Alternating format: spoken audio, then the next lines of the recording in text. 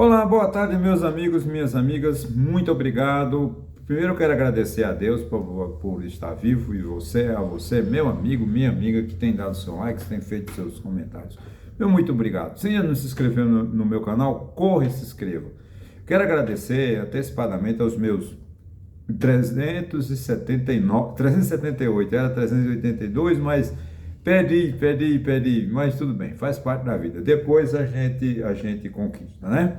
Vou aumentar os meus números.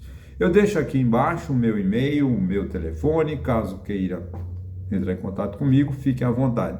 Deixo também o endereço do meu blog. Qual a vantagem de você acessar o meu blog? Você, de segunda a sexta, lê um artigo novo, uma análise que eu faço de política, de educação, de economia, enfim, tudo aquilo que nos é importante, que nos gera crescimento pessoal e profissional, né? E também você me ajuda a ganhar dinheiro, porque o meu canal, né, o meu blog está monetizado, tem propaganda, tem anúncios, e aí eu posso ganhar dinheiro. Então você me ajuda a ganhar dinheiro, ok? Muito obrigado antecipadamente. Bem, meus amigos, minhas amigas, a semana está bem tumultuada, a confusão é geral, principalmente, né, com os escândalos financeiros, os escândalos de descaminho, né, do ex-presidente da República, né, toda a sua equipe, né, cada um mais envolvido do que ninguém. Mas o meu assunto não é esse, né? O meu assunto, de certa forma, é um assunto mais polêmico e talvez não desperte muita atenção do povo brasileiro, e aí leva você não visualizar o meu vídeo. Eu sei porque o assunto que eu trato é um assunto difícil, é um assunto chato, porque eles dizem respeito à política, mas a gente tem que entender que não tem nada que faça a gente sair de uma crise, sair de uma situação difícil, que não seja através da política. A política, ela bem discutida, ela bem analisada, ela bem estudada, ela faz muito bem a todas as pessoas. Não é só, porque política é coisa só para rico, política é para quem é político. Não, a política é para todos nós. Todos nós dependemos da política. Todas as nossas ações são ações políticas, né? E o que está envolvendo esse meu assunto é exatamente, né, a arrogância, a petulância do presidente da Câmara, senhor Arthur Lira, né? Porque os governos, né, depois da redemocratização, depois de 1989, né, quando teve a primeira eleição, né, ganhou o presidente Collor, que ficou chamado governo de coalizão, né? Então, o presidencialismo de coalizão. E esse governo funcionou porque o próprio Collor fez grandes reformas de legislativa com um Congresso adverso, com o PT na oposição, que é a pior coisa que você ter, né? Governar com o PT na oposição, né? Você ouvir um Lula todo dia, né, falando mal de você, Gleisi Hoffmann, José Dirceu. Não foi fácil a vida de Collor, não foi fácil a vida de Fernando Henrique Cardoso, não foi fácil a vida de Itamar Franco, porque eles tomaram democraticamente. Eu não estou aqui dizendo que o PT estava certo ou está errado, está no papel dele. O PT fez uma oposição cruel, uma oposição desumana até com relação a todos esses governos, mas governou-se, né? A partir de essa coalizão, ela caiu, né? Porque os partidos fragmentaram-se demais. Então você tinha o Fernando Henrique fazia um acordo com o PSDB, com o MDB, com o PFL. Então eram três partidos, essas três, vamos dizer assim, agremiações políticas mantinham um certo poder na Câmara e no Senado, e os projetos de governo eram aprovados com facilidade. Mas com a fragmentação partidária, criou-se vários partidos. Então hoje não tem mais, como o presidente Lula, montar uma frente ampla no Congresso Nacional. Então o presidente Arthur Lira, sabendo disso, o que ele fez? Montou um esquema que ele ou me dá o que eu quero ou não tem nada, né? Isso é muito ruim para o Brasil. Então o que aconteceu? O ministro da Fazenda, Haddad, né, Fernando Haddad, deu uma entrevista para um jornalista chamado Reinaldo Azevedo, que é um jornalista respeitadíssimo, no mundo, ouvido por todo mundo, porque ele gera opinião que precisa ser ouvida, que você goste ou não, a opinião de Reinaldo Azevedo tem que ser escutada, né? E disse que palavras do ministro da Fazenda, a Câmara está com muito poder e com isso não pode, a Câmara não pode ameaçar ou humilhar, né, o Senado e o Poder Executivo, que de fato o presidente Arthur Lira, o presidente da Câmara Arthur Lira, está humilhando, né, o Poder Executivo do presidente da República e também o Senado. Porque o que está fazendo Arthur Lira? Ele está votando a problemas chamadas pautas bombas, né, que eu não gosto desse termo, mas ela existe, pautas que levam ou muito prejuízo ou muita despesa para o Poder Executivo ou então que é sempre geralmente uma polêmica. E aí tope o Senado, que é uma casa mais tranquila, uma casa revisora, que tem, como assim, tem que ter o bom senso, não pode ter má fé no Senado. O Senado é uma casa que precisa zelar, porque o Senado é uma casa que a gente chama de casa revisora, ela tem um poder político, tem, mas ela tem mais, vamos dizer assim, seriedade. Mas não estou dizendo que a Câmara não é séria, a Câmara é séria, mas o Senado ele precisa de mais cautela, coisa que o presidente da Câmara não, porque o presidente da Câmara joga qualquer projeto, manda para o Senado e tope a pauta do Senado, e o presidente do Senado que se vire, né? E geralmente está acontecendo o quê? Ele pega, o Arthur Lira pega uma medida provisória, vota hoje, porque ela está vencendo amanhã, e manda para o Senado tem que votar às pressas para não perder aquela oportunidade. Ele vota sem estudo, sem um melhor conhecimento da técnica. Isso é um erro. Então o ministro, o Arthur Lira, está fazendo a palavra, eu peço desculpas, eu vou usar uma palavra forte. O presidente da Câmara está fazendo uma sacanagem, né? E abro aspas e fecho aspas para essa palavra, né? Com o Poder Executivo e com o Senado Federal. Aí só porque o ministro da Fazenda disse que a Câmara está com muito poder, ele simplesmente cancelou a reunião que ia e teria com o ministro da Fazenda para discutir a pauta de discussão, né? O arcabouço fiscal que foi para o Senado, sofreu alterações e voltou para a Câmara, entre outros projetos.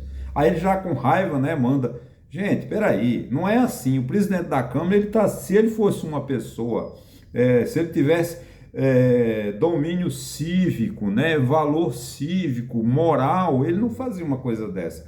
Porque ele não tem o respeito à instituição a casa. Simplesmente porque ele ouve uma declaração que não agrada do ministro da Fazenda, ele logo rompe, não quer mais discutir, não quer... Gente, isso não é papel de político, não é papel do presidente da Câmara.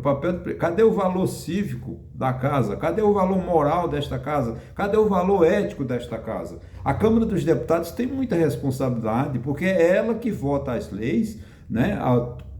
Quase todas as leis têm uma sua iniciativa na Câmara, e ela tem a responsabilidade de fazer com que essas leis sejam aprovadas e tocar de forma honesta para que o Poder Executivo funcione, execute as leis, né? Porque exatamente, a Câmara produz a lei, faz a lei, vota a lei, e o Poder Executivo executa, né? O Poder Executivo não pode fazer nada que esteja fora da lei, né? Então, o presidente da República só pode fazer alguma coisa quando a lei é aprovada. E o que Arthur Lira está fazendo? Só aprova a lei se me pagar isso, se me pagar aquilo. Como ele está pedindo, ele está exigindo, né, para aprovar, isso é covardia, isso é desonestidade. Ele está pedindo para aprovar algumas leis, aumentar o fundo eleitoral, que já é de 5 bilhões de reais, que já é um absurdo. Você a cada ano, né, distribuir 5 bilhões de reais para esses partidos fazer o que quiser, não prestam conta, não tem a mínima responsabilidade, ainda ficam criando projeto de emenda constitucional para perdoar as multas que eles levaram durante a campanha, né? E ele ainda quer mais 7 bilhões e meio, né? Além de aumentar, não sei para quanto ele quer, deve ser por 6 ou 7 bilhões, né, do fundo eleitoral, ainda quer mais 7 bilhões e meio de emenda via emendas de comissão. Quer dizer, ele está enforcando o presidente Lula, né? Ainda quer ministério, ele quer mais 2 ou 3 ministérios, né? Ele quer levar o PP para para a esplanada dos ministérios, pedindo ministério, que é o Ministério da Saúde, que é o Ministério... Gente, não é assim. Caixa Econômica Federal, imagine, né? A pessoa como Arthur Lira, né? Ter a Caixa Econômica Federal nas suas mãos.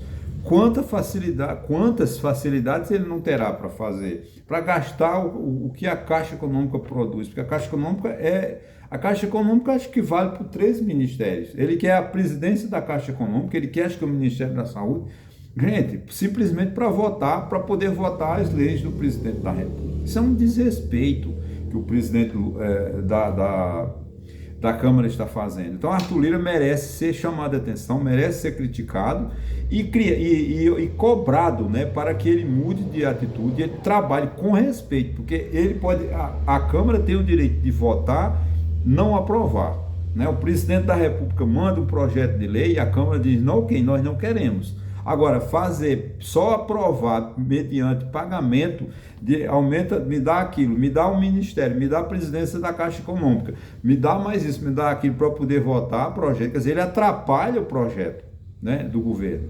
Ele se acostumou, porque o presidente Bolsonaro, o que o presidente Bolsonaro fez para não cair, porque pelos erros, pelos crimes que ele cometia todos os dias, ele disse para o presidente da Câmara, era o filho de César Maia, Rodrigo Maia, depois o Arthur Lira disse, vocês governem aí e desde que eu estou projetando um golpe, porque Bolsonaro passou 4 anos sem fazer nada e só ficou tramando o golpe. Todo 7 de setembro ele tentava dar um golpe, né? Tanto é que não conseguiu, mas no dia 8 de janeiro ele tentou definitivamente, né? 8 de janeiro de 2023, aquela rebelião em Brasília, nada mais, nada menos, foi a ordem de Bolsonaro para que desse um golpe, para que as instituições fossem totalmente desmoralizadas, porque Bolsonaro é um desmoralizante, e Bolsonaro só sabe desmoralizar as instituições políticas. Então aí, como o Centrão se acostumou, aí disse assim, olha, agora a gente quem manda somos nós deputados é que mandamos. Só que a gente precisa entender que o Brasil vive um presidencialismo. O Brasil pela Constituição, o presidente da República é quem é o chefe do Poder Executivo.